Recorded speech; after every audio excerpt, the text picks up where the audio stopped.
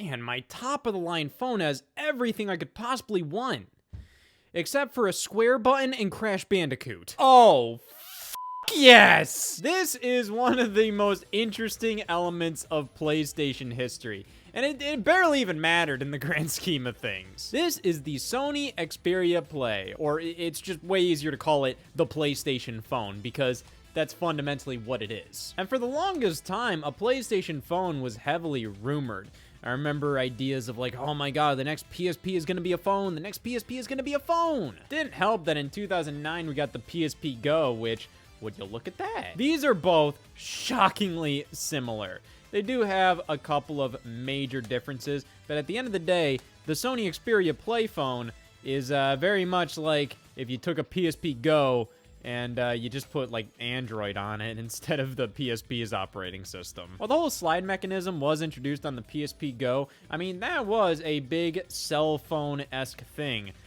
This phone right here I got for, like, $5 on eBay or something, and it is, in fact, the first cell phone I owned. Which, hey, if this is $5, you must think, oh, well, the Sony Xperia Play must be worth, like, hundreds.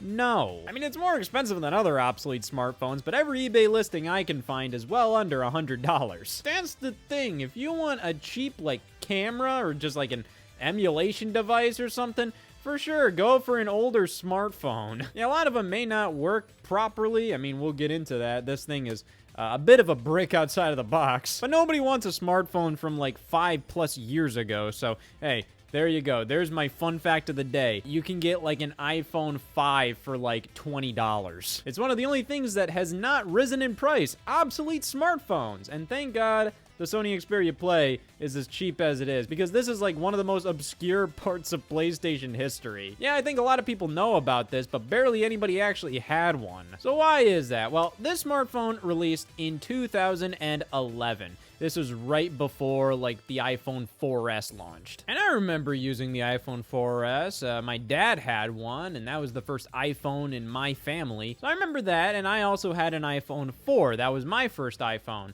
So, you know, I generally know, like, hey, what the iPhones were working like back then. And I gotta say, this is a pretty shitty phone. This is a problem I see all the time with these gimmick smartphones. They try to sell you on one thing in particular. With this, it's the fact that you can slide it up and you have PlayStation controls. Other than that, as a phone, it is so damn mediocre. I mean, I'll hand this to it. For a 2011 smartphone, it still runs pretty damn smoothly. But design-wise, it's not the hottest looker. It is a pretty chunky smartphone for 2011. Now, let's be fair, it's definitely because of the slide mechanism, so I won't dwell on that too much. But you look at the specs of this, and it is very mid-range for 2011. It's not horrible, but it's also, for the price you're paying, you kind of expect a little better performance. I mean, the camera on here, it's not amazing, but we don't give a damn about the specs of the phone. We want to talk about the gaming elements. You know, this is a gamer's phone, and that's something that's been pushed for a while. I mean, look back to the Nokia N-Gage. That was a dedicated game console mixed with a cell phone. You know, it was a real trailblazer for the time.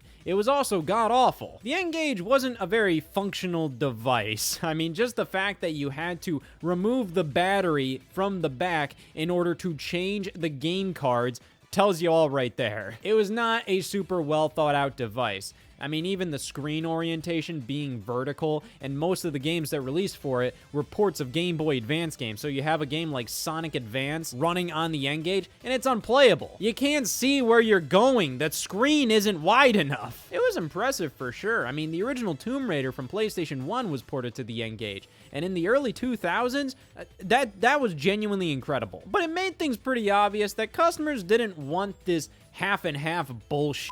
You know, oh, it's not a great phone, it's not a great video game handheld, but together it creates a pretty lame-ass product that has some cool elements for sure, but overall it is very much a jack-of-all-trades, master of none. A little shocking that they didn't theme it around PlayStation more, you know, instead they opted to go for the Sony Ericsson Xperia branding. I mean, Sony is kind of willing to put the PlayStation brand in places that aren't necessarily PlayStation oriented. I mean, you have the PlayStation 3D display, you have the PlayStation Theater, and then you have the PlayStation Phone that's not called the PlayStation Phone. I mean, mobile phone support just kind of felt like it was the obvious step for Sony to take with the PSP line. I mean, the PSP already felt like it was the do anything and everything device. You can use it to browse the web, watch movies, play console quality games. So adding a mobile phone to the PSP made sense. And, you know, they kind of did. With the introduction of the PlayStation Vita, they offered 3G support on this thing. Yeah, exclusively through AT&T. The only time I actively remember an audience booing Sony at E3 2011. But this was more so to allow you to play online multiplayer on the go or browse the web, but, I mean, it felt like it just didn't make any sense. Why would you do that? There's nothing that you really need to do that with on the PS Vita. Yeah, it's kind of nice to have it as an option, but I don't really think the Vita took advantage of the 3G support whatsoever. It kind of just felt like another thing to add to the lineup of features and nothing more. So obviously the answer wasn't adding a phone to the PlayStation Portable. It was adding the PSP to the phone. This launched a year before the Vita released, and a couple months after the Vita was announced as the next generation portable, the NGP. And it felt like a bit more of like a low-key, just kind of test run product. Didn't really feel like Sony super believed in it. Kind of just, let's see if this works. I mean, Sony is a company that does that, where they're just gonna throw everything at the wall. They don't give a damn. So this launched in the spring of 2011, and in my research for talking about the Sony Xperia Play, I found message board topics from people in the fall of 2011 saying that downloads aren't working anymore and the Xperia Play is pretty much dead. So let me tell you my experience with this thing. I haven't really actually turned it on and tried it out until very recently. And you know what's a big problem with this device? It only comes with 400 megabytes of storage on board.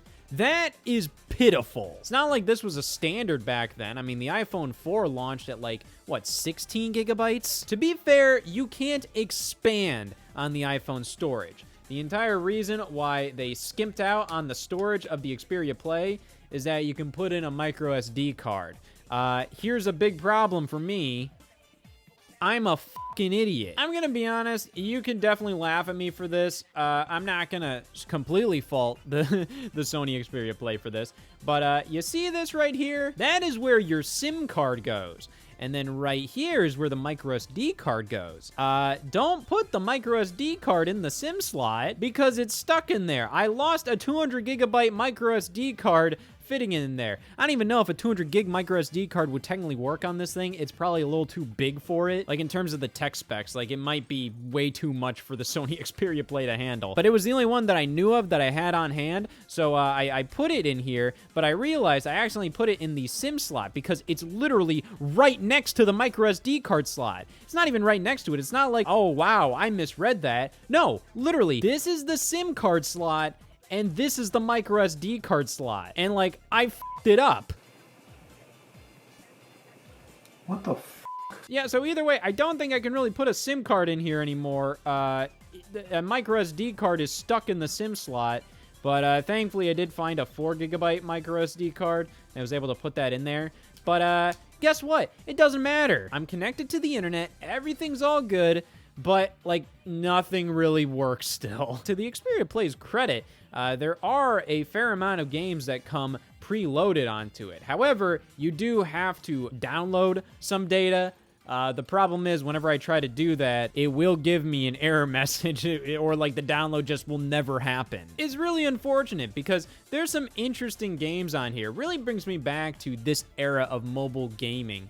You know, I'm not gonna act like this era had like the cream of the crop, but I have a ton of nostalgia for this stuff. Even like, okay, it comes preloaded with the mobile version of FIFA 10, like that brings me back. Because I would download anything that was free on the App Store or that was like $1. I'd save up my money, I'd buy like games like this, or I'd buy the light version. A lot of these games had a light version, like FIFA 10 definitely did. The Sims 3, I played that on mobile a fair amount.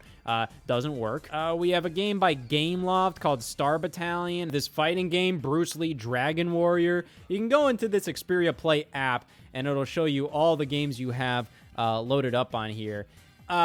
none of these work. But this app is primarily for mobile games that have been optimized for the Xperia Play, primarily meaning it uses the controls down here. And yet, for the most part, they're pretty much the same as the PSP Go, except instead of a standard analog stick in the middle here, and start and select buttons here, we have two, touchpad things. These are very strange. It's kind of just a way for them to give you analog control, but they aren't sticks. This is another touch input. So, like, I'll hand it to them. Like, it does definitely solve the problem of, oh, using a touchscreen analog stick on the screen, your thumbs are in the way.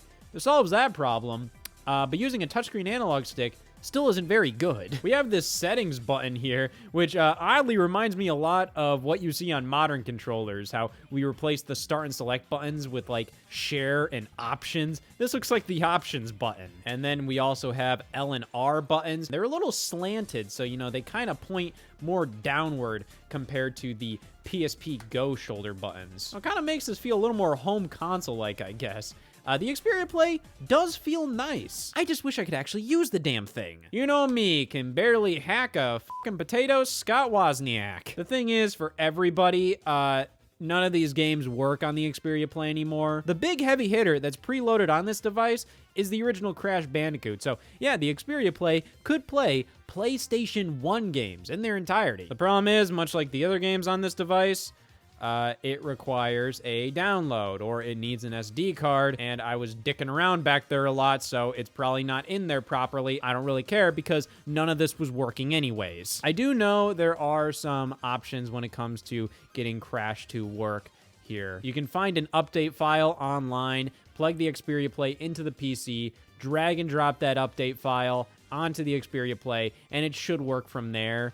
To be honest, I tried to get this work for 30 minutes, and then I realized, what the fuck am I doing? This is pointless. Especially when I can experience Tetris on the Xperia Play. Yes, Tetris works. And I think this is pretty cool because I remember this version of Tetris back in the day on my iPod Touch and iPad and all of that. Like, this was the Tetris mobile game of my childhood. And you know what's really fucking weird? It's preloaded on the Xperia Play. It works in its entirety, and it doesn't use the damn controls. Yeah, this only works with the touchscreen, and this only works in portrait mode. When you actually flip out the PlayStation controls, it doesn't work. It may pause the game, but that's about it. Very strange inclusion. I mean, you know, hey, it's Tetris. Everybody loves Tetris, and Tetris is like the perfect game to just have preloaded on your phone. But it's so strange to me that they preloaded a version of Tetris that doesn't take advantage of the main gimmick of this video game-centric phone. Yeah, so overall, there's not really a ton I can do with the Xperia Play. I can't even use the internet properly with it. Like, it always just gives me error messages. That doesn't mean it isn't still a damn cool device, and people are able to get this thing working. You can still put emulators and ROMs on it, and that's what a lot of people did back in 2011, because this phone ran Android, and Android is pretty emulator friendly. So yeah, this was the perfect phone for the on-the-go gamer. The problem is, like, this is such a niche market, man. Don't get me wrong, it's incredibly nice to have dedicated video game controls on your smartphone. This day and age, though, I'm just going to tell you how I feel. I don't need dedicated video game controls on my smartphone. I can wait till I get home if I really want to play a video game with a controller. Or if I'm going to go somewhere and I know I'm going to have time to play a video game, I'll just bring a dedicated portable. Honestly, the idea of an all-in-one device is super enticing, but then you start to realize what that means. It's really cool that my smartphone can play all these video games. The problem is, this is my phone. Do I really want to drain the battery playing Mario 2? Or do I want to save the battery because it's my smartphone and I want to be able to call or use it for GPS or anything like that if I need to? Instead, you could hack a PSP and load that up with all the emulators and ROMs you could possibly want. There's more of a homebrew community for the PSP anyway, so you're going to have a lot easier of a time troubleshooting things and getting things to work. There's way more materials online showing you how to get emulators running on a PSP compared to getting figured out with the Sony Xperia Play. And while this is a cool novelty and an obscure part of PlayStation history, I feel like this is the more reliable, better option if you want kind of like an emulator device these days. But at the time in 2011, like I was saying, yeah, the idea of an all-in-one device is cool until, you know, you run out of damn battery life. And being an all-in-one device, it wasn't necessarily great at anything. Yes, you have dedicated PlayStation buttons. That's awesome.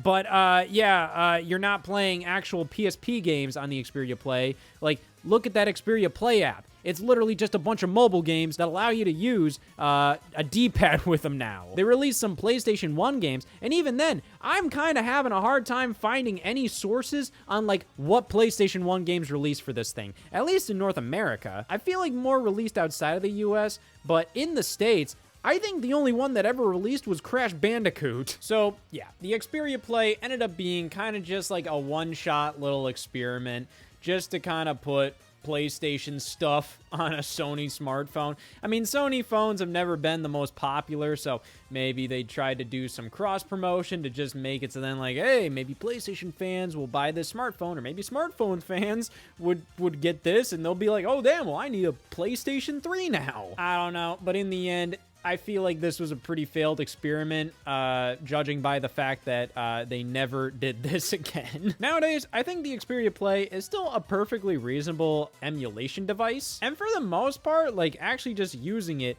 it holds up surprisingly well. But you couldn't actually use this as an actual smartphone these days. Right now, the only point of this is to use it as an emulator. For that, you know, like, hey, this was the best phone on the market at the time, and honestly, probably ever, just because it came with dedicated gamepad controls. This is the smartphone dreams were made of. I remember people talking about the idea of like a Nintendo-made phone or whatever, and, you know, hey, yeah, it is pretty cool. But when you actually get it in your hands, you kind of realize, like, oh, that's neat, but the official support for the Xperia Play wasn't really there. I don't really care about playing mobile games with a gamepad. Like, yeah, it's nicer to be able to play these games with a gamepad, and a good handful of games did support the Xperia Play. But at the end of the day, they're still mobile games. I don't really care about having dedicated PlayStation buttons to make it a more comfortable gaming experience, because honestly, I'm not looking for a great gaming experience. I'm looking to kill time, buddy. But hey, this is just me trying to give the perspective of like a general consumer, because I think that undermines how neat that this thing even existed. But it makes sense why it didn't do well. I mean, the smartphone itself isn't anything to write home about. The gamepad is cool, but barely any games actually utilized it. And if you were just going to use this for emulators, buddy, you could already do that on a PSP Go. So this just kind of felt like a PSP Go with a contract on Verizon. Did you ever realize how weird it is how the Xperia Play was a Verizon exclusive and the PlayStation Vita with 3G was AT&T? Just shows Sony didn't give a damn. You want to play the Muppets Movie Adventures on a device with 3G support? You need AT&T. You want to play Tetris on a device with a gamepad even though Tetris doesn't support the gamepad? Get Verizon, bitch. This is such a little time capsule right here. It really brings me back to this era of gaming where people were kind of wary on the future of dedicated portable game systems. So here comes Sony trying to mess around with the idea of doing a smartphone that incorporates a PlayStation gamepad. And I will definitely admit the way they went about this is so much better than something like the N-Gage. But at the same time, the shit I took last night was better than the N-Gage. But you know what? The Xperia Play is cool enough where I would say it is leagues better than the shit I took last night. But if it can't play the Muppets Movie Adventures, it may be better than the shit I took last night, but it's still kind of a piece of shit. I mean, back in 2011, it was probably a perfectly fine smartphone experience. I remember watching some reviews of it back then, and everybody had the kind of sentiment like, hey, it's okay. But now it's like, buddy, nothing works. Voice search? Video games! Come on, you're the video game phone!